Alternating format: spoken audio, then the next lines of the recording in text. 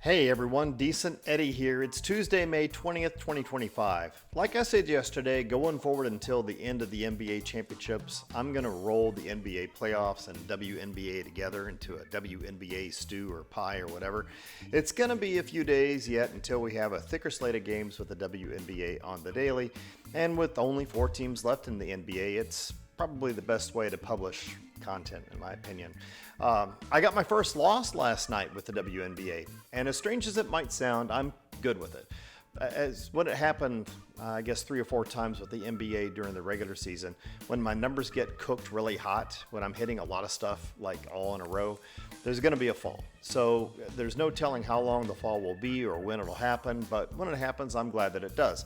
It's statistics. If all you're getting are bullseyes every time you take a shot, there's something wrong probably with either your data set or what you're collecting or how it's weighted or what you're measuring. That's just the way stats work.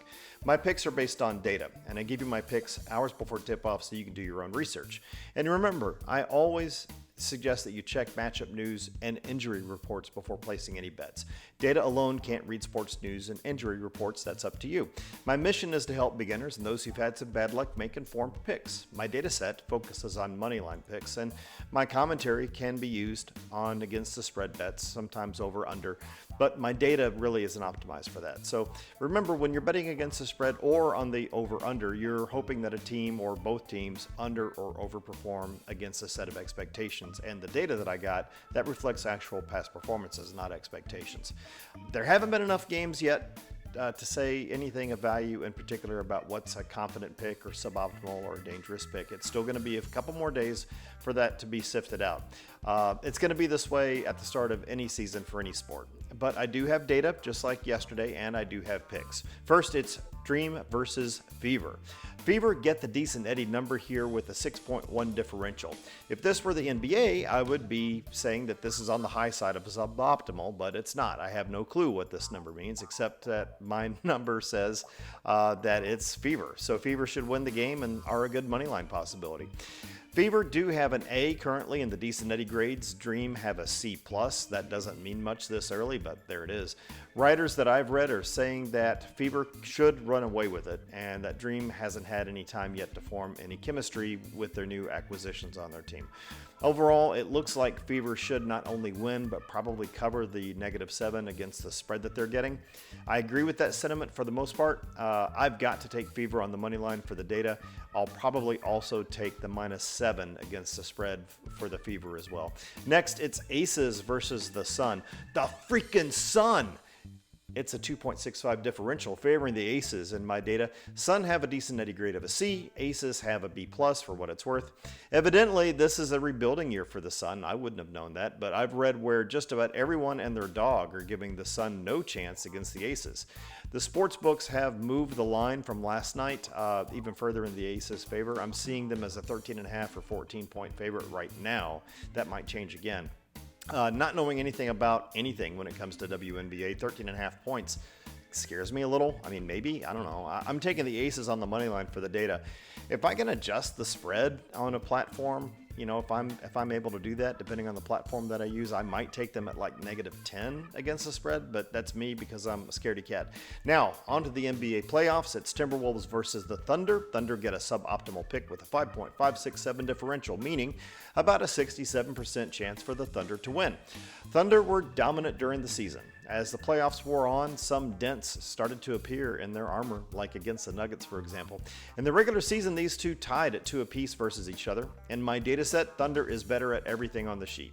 These two are close on a couple things, but in most of my categories, Thunder is superior. Thunder's also at home. They got my number. I'm taking Thunder on the money line. Against the spread, well, Thunder are 7.5 points last I looked.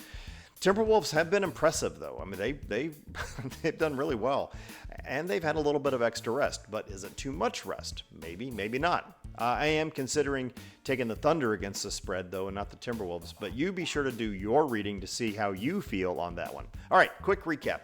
Decent Eddie confident picks? Nope, there aren't any of those. Suboptimal picks? Thunder in their playoff game. Danger picks. I'm going to consider all WNBA games dangerous until I have more games to see how things kind of break out in my categories. So that's Aces and Fever for tonight. For parlays, I only recommend including money lines where I have a confident differential, and I don't have any today. But it's highly likely Fever and Aces will both win their games. Aside from my differential, the sports writers and the sports books like them overwhelmingly on the money line. So if you include those two on a two-leg parlay together, your win probability is maybe around 70%. I don't know. If you add a player prop in the negative 425 odds, which is what I like, into a three-leg with those two, your win probability drops to 55%. I will always suggest 2 or 3 leg parlays with legs between negative 400 and negative 450 odds. In a 2-leg with those odds, your win probability is between 63 to 65%. Add a third leg at those odds, and your win probability becomes 50 to 52%. And if you do a more complex parlay than what I recommend, you got to treat it like a lottery ticket. Don't put a lot of money on it. I never recommend more than a 3-leg parlay due to the risks of combined probabilities. And remember what I said before, don't spend more than 10% of your total bankroll in total across all your wagers at any time. If you need help with a gambling problem, I've got resources in my channel's description. All right, so thanks for watching. If you enjoyed this video, please like, share, subscribe, hit the notification bell to get my picks hours ahead of time. For more, head over to Decent Eddie Picks on Instagram or find me on Facebook or X at Decent Eddie Picks. I also started a TikTok. I think it's decent.eddie.picks. I don't know. I'll put up a screenshot. Anyway, you'll see a deeper dive into my data at times. You'll see Decent Eddie grades. Did that yesterday for the WNBA. And if I have any last minute thoughts, I might post something there. But let's see what happens tonight. This is Decent Eddie signing off. Have an awesome day.